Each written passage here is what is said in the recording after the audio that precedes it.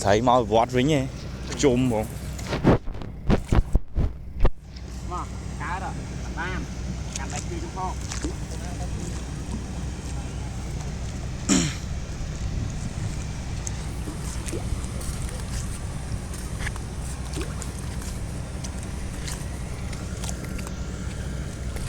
nó nó ba nó phèm khóp ấy mồm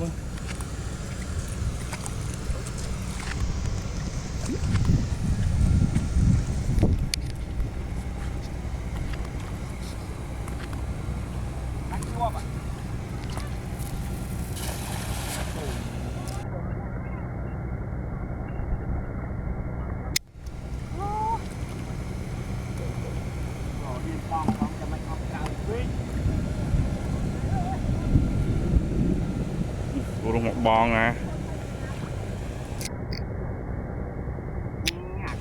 từ nó lúc men với đây hô con đây đây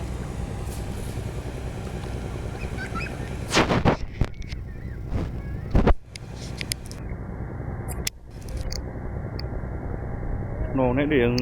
đè từ nô nó chỉ a chứ ai chặt đi a chứ nô muôi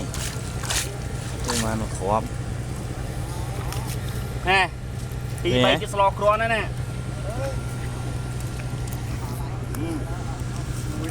mùi tiết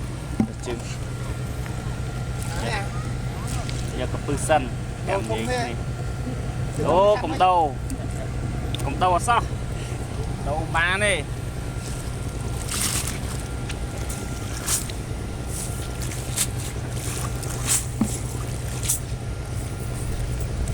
pư vì khóp